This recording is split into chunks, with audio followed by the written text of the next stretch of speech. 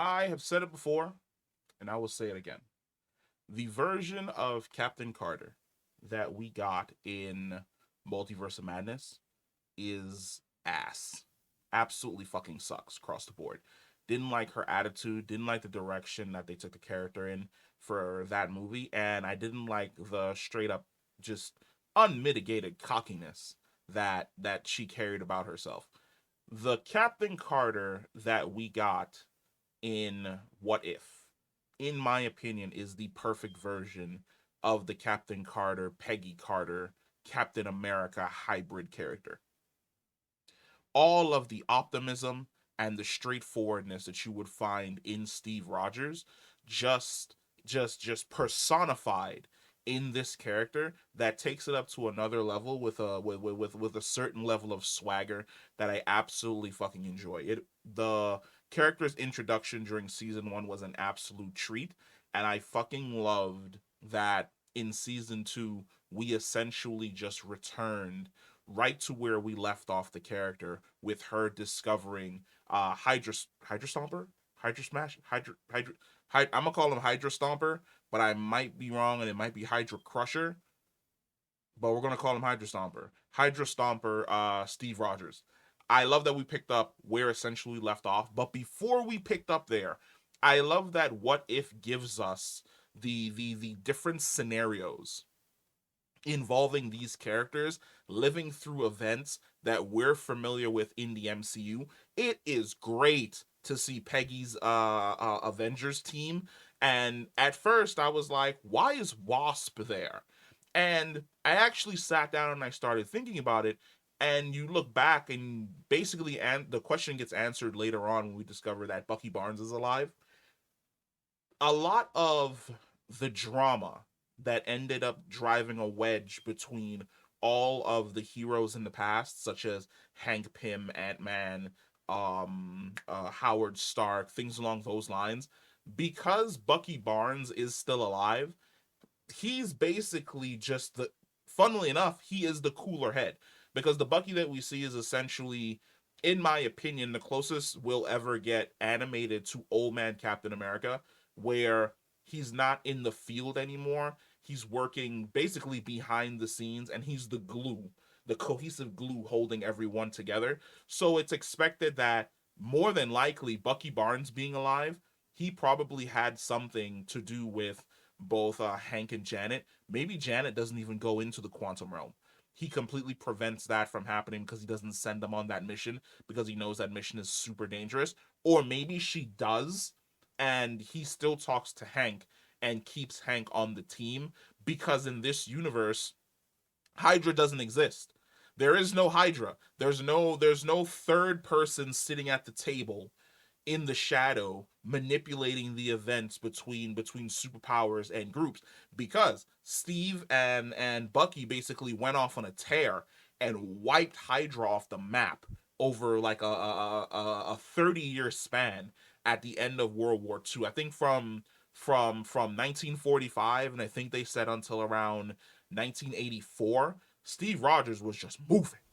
I mean, scrawny Steve inside of that mech was just putting in work across the entire planet, wiping out Hydra bases to basically keep the idea of Captain Carter alive because he always held out hope that she was still alive. And I like that. Hydra off the board creates so many wonderful possibilities inside of this universe for certain characters to essentially exist. And that is great. But one of the major things, two major things that I really, really enjoyed from this episode. Number one, the relationship between Captain Carter and Black Widow. Fantastic. I fucking loved it. I love that it's basically a little sister big sister relationship where they quip, they nag, and they annoy each other, but at the exact same time, they are ready to fucking throw down with everyone in every way, shape, or form. And I love the fact that we get to see Natasha basically unpack her past in regards to the Red Room, and Peggy doesn't give her shit for it. She's just like, we're gonna write that down, and later on in the day, we're gonna circle back to that. And you're going to explain this fuckery to me. This is it's like all this shit you ain't telling me about. I don't have time to process it right now because I'm trying to save my man. But we're gonna write it down, and I'm gonna circle back to it because this is a big thing. This is a big deal, and we're gonna have to actually have a serious adult conversation about this. Love it. I love that type of relationship dynamic. I love watching basically the widows show up. The widows really felt like I don't even remember what Hitman game that was. I think that might have been the trailer for maybe Hitman Absolution, or maybe it was the trailer for Hitman 3, where it's the nuns walking up to the motel. When I saw the widows basically walking up in the shadow, that's the image that I got inside my mind. I was like, yeah, no, they're stone cold, like they're fucking fantastic. Now, one of the questions I did have was where was Yelena?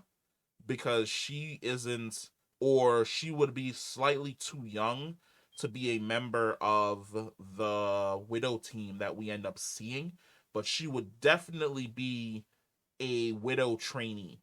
And I'm honestly amazed that Natasha didn't bring up Yelena in any way, shape, or form. If I was going to say that there was something that bugged me, that was the one thing that bugged me. Because she definitely loved her little sister. And she even makes that remark about, she's kind of sort of my mom, but not really my mom.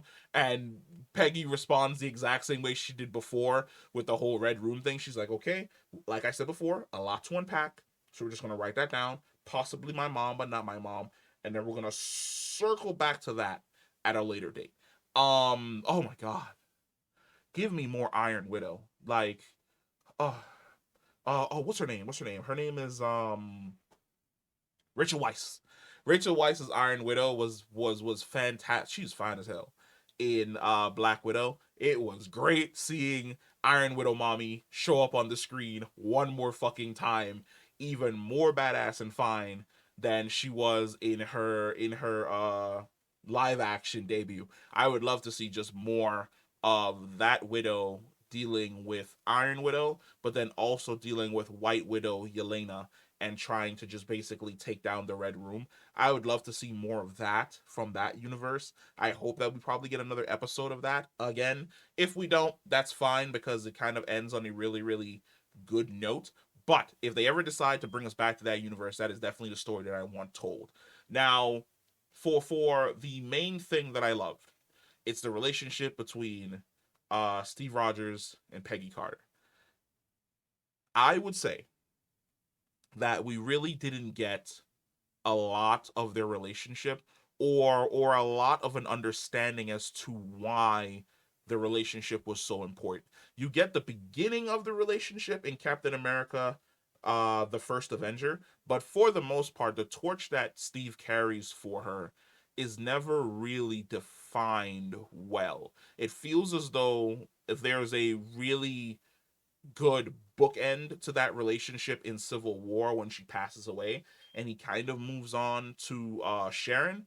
And I know a lot of people had issue with that, but he's a man at a time. Chances are all the people that he's going to encounter and all the people he's going to date are essentially children of people that he knew and probably went to war with. Or literally children in general because he's super fucking old. So him dating like a descendant of somebody that he didn't even get to have like a serious relationship with, that the farthest relationship went was literally one kiss and then they were absolutely separated. I didn't give a shit about that. That doesn't bug me at all.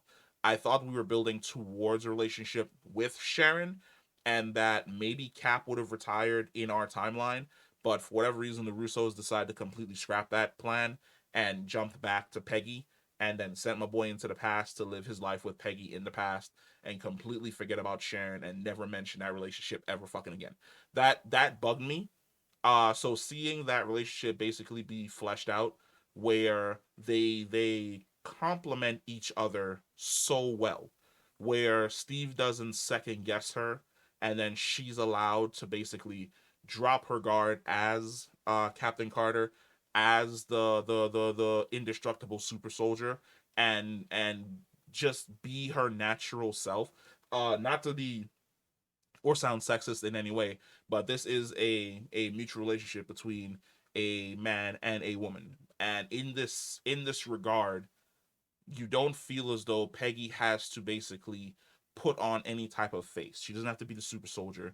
She doesn't have to be the face of Shield. She doesn't have to be the leader of the Avengers. She doesn't have to be the strong woman who's the first one in the room.